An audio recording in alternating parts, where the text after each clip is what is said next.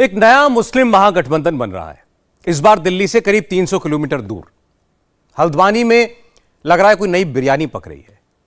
पकाने वाले तो कुछ लोग वही हैं जो शाहीन बाग में पका रहे थे। एक नया मुस्लिम आंदोलन पटरी पर आ गया है। छोटे छोटे बच्चों के हाथों में तख्तियां हैं, महिलाएं हैं। इस बार फर्क बस इतना है कि बीजेपी के विरोधी नेता पहले दिन से ही टोपी पहनकर इस आंदोलन में शामिल हो गए। शाहीन बाग ट्रैक 2 ये शुरू करने के लिए उत्तराखंड के हल्द्वानी को क्यों चुना गया?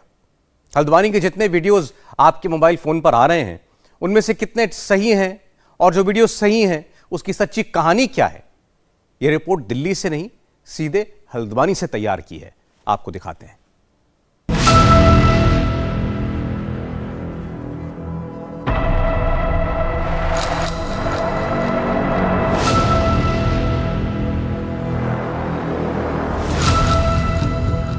ये तख्तियां, ये बैनर, एक एक तस्वीर पर ध्यान दीजिएगा। ये सभी 5 से 12 साल के बच्चे हैं, लेकिन हाथों में पोस्टर हैं और जुबान पर नारे। नए आंदोलन की पहली लेयर है ये बहुत ही कम निवेश पर पैकर्स एंड मूवर्स बिजनेस शुरू करके महीने का 5 लाख कमाते हैं। इनसे सीखना है तो फ्रीडम ऐप को अभी डाउनलोड कीजिए। इस भीड़ के चरित्र को भी पढ़िएगा, देखिएगा, समझिएगा, और यहाँ से आ रही आवाज को बड़े ही गौर से सुनिएगा। नकाब में सैकड़ों महिलाएं बैठी हैं, तकरीर हो रही है, इमोशनल बातें हो रही हैं, मजहब का फुल फ्लेवर है। नए आंदोलन की ये दूसरी लेयर है।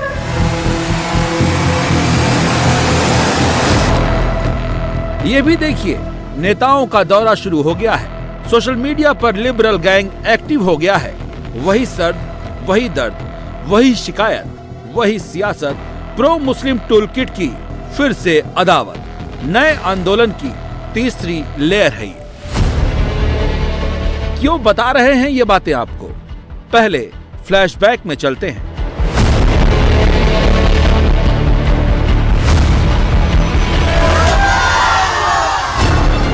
कुछ याद आया आपको? 3 साल पहले दिसंबर और जनवरी की सर्द रातों में कुछ ऐसा ही हुआ था दिल्ली के शाहीन बाग में। पहले बच्चों को आगे किया, फिर महिलाओं और बुजुर्गों को, और भड़काऊ गैंग का भड़काऊ प्लान लॉन्च हो गया। सरकार विरोध का प्रदर्शन, प्रोटेस्ट जम गया तो धीरे धीरे इसे पूरे देश में फैलाकर एक नैरेटिव बनाने की कोशिश की गई।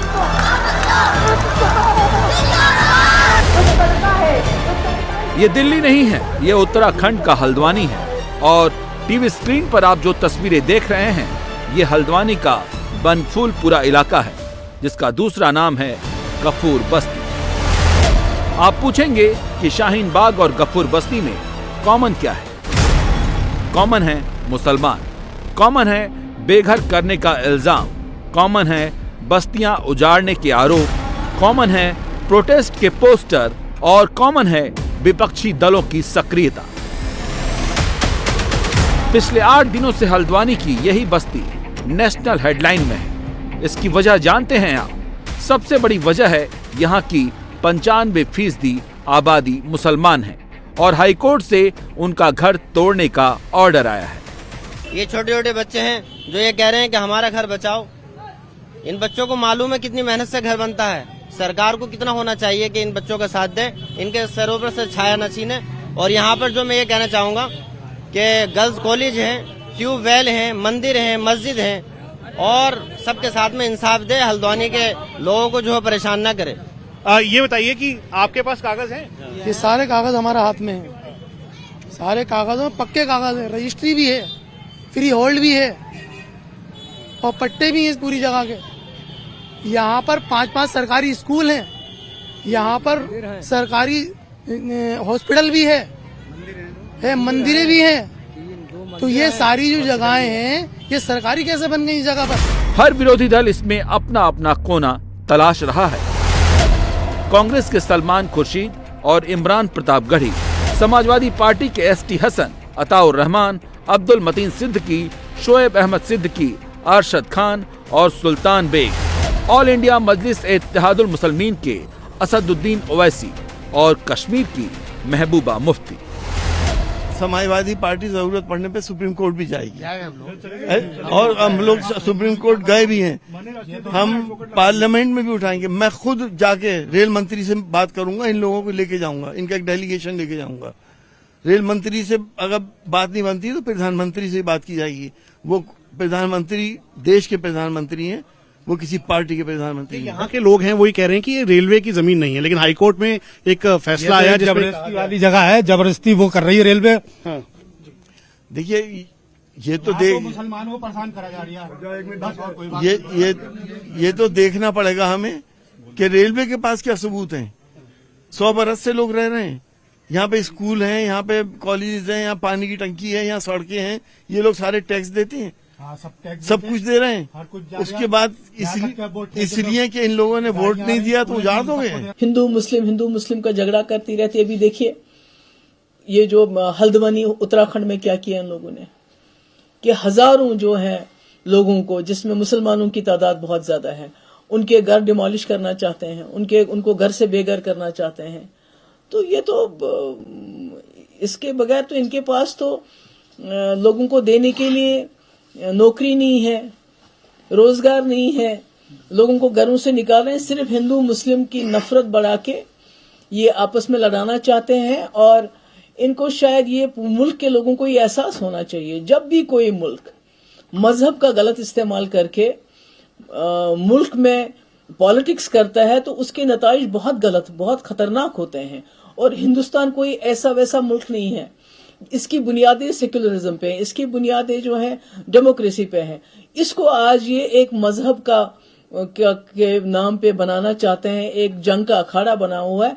इसके नताइज भी जैसे हमारे हमसाया मुल्क है या सीरिया है, जहां पर इस किस्म के जो है मजहबी मामलात सामने आए हैं, एक जहां इस्लाम को लोगों ने गलत तरीके से पेश किया, इस्तेमाल किया। इसी तरह से आज यहाँ बीजेपी और एक मजहब का गलत इस्तेमाल कर रही है, जिसके नताइज जो हैं अभी आप देख रहे हैं उत्तराखंड में क्या हो रहा है। हल्द्वानी में चुन चुन कर मुस्लिम नेताओं को उतारा गया है। कोई कोर्ट में कूदा है, कोई सीधे गफूर बस्ती से लैंड कर रहा है और कोई सोशल मीडिया पर नैरेटिव क्रिएट कर रहा है। शाहीन बाग का केस लड़ने वाले वही लॉयर प्रशांत भूषण भी हैं इसमें। कोर्ट और वर्चुअल वर्ल्ड की बातें आगे बताएंगे। सबसे पहले ये देख लीजिए कि गफूर बस्ती में आज क्या चला। India TV reporter Manish Prasad पिछले 6 दिनों से गफूर बस्ती का सच दिखा रहे हैं। मनीष प्रसाद ने हल्द्वानी से एकदम लेटेस्ट रिपोर्ट भेजी है। हल्द्वानी का बनफूलपुरा है।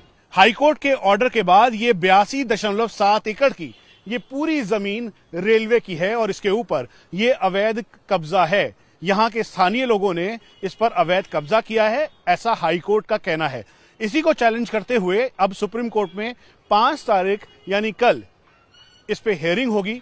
ये चारों तरफ बड़ी बड़ी इमारतें बनी हैं, कुल मिला के 12 मस्जिद हैं, यहाँ पर स्कूल्स हैं, उसके साथ साथ यहाँ पर डिस्पेंसरी तैयार की गई है यहाँ के स्थानीय लोगों के लिए। यहाँ के लोगों का कहना है कि ये घर दरअसल फ्री होल्ड है, उसके अलावा एनिमी प्रॉपर्टी है और पट्टे की जमीन है और उनके पास 1939 से ये घर यहाँ पर मौजूद है, जिसके डॉक्यूमेंट्स हैं। ये रेलवे की जमीन नहीं है।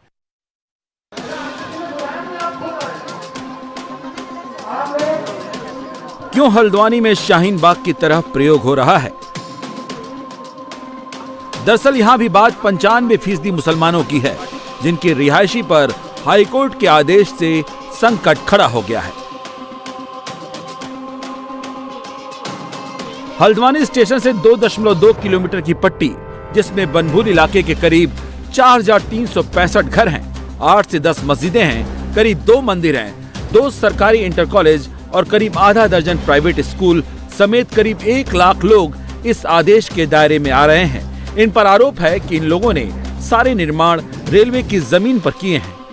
कोई बात नहीं, मेरे घर रेलवे की जमीन नहीं, मैं अपने घर में हाउस टैक्स भी देता हूँ, मेरे घर में सिविल लाइन का कनेक्शन भी है, बिजली कनेक्शन भी है, पानी कनेक्शन भी है और भी बहुत कुछ मेरे घर में फैसिलिटी है जो नगर निगम के द्वारा मुझे दी गई है। और मेरे घर के कुछ पिछले हिस्सों में जो गवर्नमेंट ने प्रधानमंत्री योजना चल रही थी घर बनाने के, घर भी बने हैं मेरे घर के पीछे, जिसे रेलवे अपना घर बता रहा है, अपनी जमीन बता रहा है। ऐसा कुछ नहीं। अगर मेरे इन बच्चों के फ्यूचर पे कोई उंगली उठी तो मैं गवर्नमेंट से इच्छा मृत्यु की डिमांड रखूंगा कि अगर मेरे बच्चों का फ्यूचर खराब होता है या फिर मेरे बच्चों को थोड़ी सी भी परेशानी होती है, हर एक माँ बाप से मेरी ये इच्छा है कि मैं आज के दौर में जो हमारे इनकम का जरिया है कि हम दोबारा घर कहीं नहीं ले सकते। जो हमारा पुश्तैनी मकान है, इस पुश्तैनी मकान पर अगर आज आई तो मैं मोहम्मद वसीम अपनी इच्छा से इच्छा मुतियों की डिमांड रखता हूँ। दरअसल ये सारा मामला 2013 की एक PIL के बाद सामने आया। 2013 में उत्तराखंड हाई कोर्ट में हल्द्वानी में बह रही गोला नदी में अवैध खनन को लेकर एक PIL दाखिल की गई थी। ये नदी हल्द्वानी रेलवे स्टेशन और रेल पटरी के बगल में बहती है।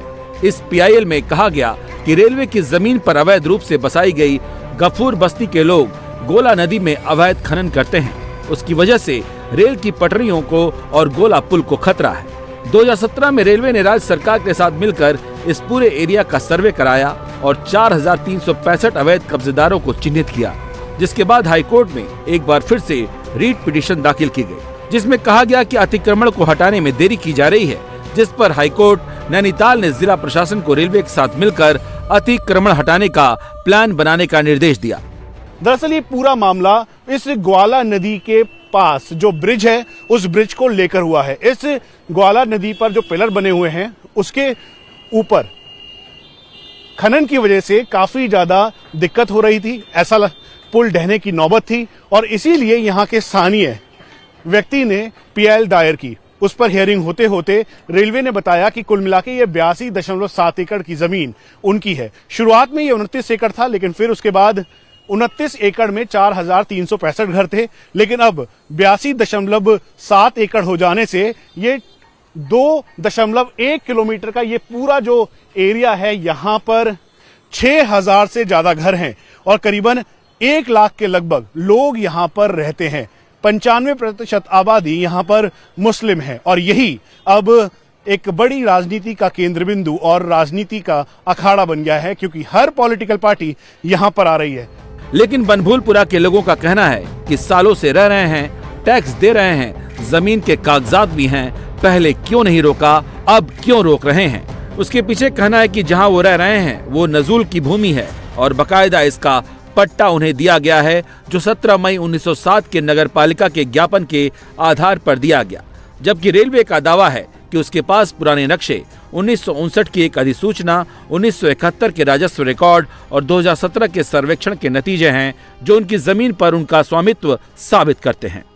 माननीय सुप्रीम कोर्ट के सामने है अब मामला और हमारे हाथ जुड़े हुए भगवान से कि हमको सुप्रीम न्याय मिले, लोगों की छत बचे, लोगों के घर परिवार बचे और साथ साथ माननीय मुख्यमंत्री से भी मेरी प्रार्थना है इस मौन उपवास के माध्यम से कि वो हस्तक्षेप करें। वो राज्य के गार्जियन हैं और हमारे राज्य का जो मानवीय पक्ष है वो बहुत ऊंचा है। हम आध्यात्मिक प्रदेश हैं और हमारे प्रदेश में यदि 50-55 हजार लोग, जिसमें बच्चे भी हैं, गर्भवती महिलाएं हैं, वृद्ध महिलाएं हैं, वृद्ध पुरुष हैं, इस ठंड में सड़कों पर आएंगे, उनके घर तोड़ दिए जाएंगे, तो ये बहुत ही दुखद होगा, बहुत ही अत्यधिक दुखद होगा। जिस नजूल भूमि का तर्क बनभूलपुरा के लोग दे रहे हैं, अब जरा उसे भी समझ लीजिए कि नजूल भूमि होती क्या है। दरअसल अंग्रेजों द्वारा कब्जा की गई या लोगों से ली हुई जमीन को नजूल की जमीन कहा जाता है, जिसे आजादी के बाद उनके वारिसों को वापस लौटा दिया गया था। लेकिन कई जमीन ऐसी थीं जिनके वारिस ही नहीं बचे, ऐसी जमीन नुजूल जमीन कहलाई। आजादी के बाद 1956 में नुजूल हस्तांतरण रूल्स बनाए गए, जिसके जरिए नुजूल की जमीन को हस्तांतरण किया जाने लगा। सीधा मतलब यह है कि नुजूल की जमीन सरकारी जमीन होती है, जिसे सरकार जनहित के कामों में देती रही है। नुजूल की जमीन पर जमीन का हस्तांतरण तो हो सकता है, लेकिन उस जमीन का मालिकाना हक नहीं बदला जा सकता। इस आधार पर ही हाई कोर्ट का जजमेंट भी है। लेकिन सच्चाई ये है कि मुस्लिम वोट की सियासत करने वाली पार्टियों ने मुसलमानों को सच्चाई से दूर रखा।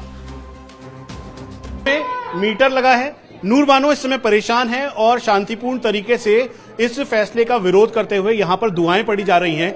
ये बहुत ही कम निवेश पर पैकर्स एंड मूवर्स बिजनेस शुरू करके महीने का 5 लाख कमाते हैं। इनसे सीखना है तो फ्रीडम ऐप को अभी डाउनलोड कीजिए, ताकि ये मैसेज दिया जा सके कि हाई कोर्ट के इस फैसले पर जो सुप्रीम कोर्ट है उसका अभी हियरिंग होना बाकी है। नूरबानो जी, आपके घर में कौन कौन है, कितने लोग हैं आपके घर में? सर, मेरे घर में मेरे 5 बेटे हैं। एक बेटे की शादी हो चुकी है, बड़े वाले की, 2 बेटियों की कर दी है और 2 मियाँ बीवी हम हैं। आपका ये घर अवैध है? क्या रेलवे की जमीन पर बना हुआ है? नहीं, हमारा घर रेलवे की जमीन पर नहीं है। रेलवे की कहाँ? रेलवे की तो उधर है झोपड़पट्टी में। वहाँ से मतलब सन 7,000 उसमें चला था ये मैडम के सामने, तो तभी इसका विरोध होना चाहिए था। और मैडम भी गुजर गई और हम लोगों को परेशान कर गई। और ये सब नेता लोगों की आफत गर्दी है। ये वोटबाजी के चक्कर में हम किसी को वोट नहीं देंगे। कांग्रेस के नेता अगर बनभूलपुरा में आकर कैंप कर रहे हैं तो उसकी वजह को समझना मुश्किल नहीं है। दरअसल बनभूलपुरा हल्द्वानी विधानसभा कांग्रेस नेता इंदिरा हृदयेश की सीट रही है। उनके निधन के बाद उनकी राजनीतिक विरासत संभाली उनके बेटे सुमित हृदयेश ने, जो विधानसभा चुनाव में हल्द्वानी से जीत के बाद विधायक भी बने। कहा जाता है कि उनके विधायक बनने में बनभूलपुरा गफूर बस्ती के लोगों ने बड़ी भूमिका निभाई। इंडिया टीवी हर वक्त हर जगह डाउनलोड करने के लिए सर्च करें India TV news Google play store या ऐप स्टोर पर।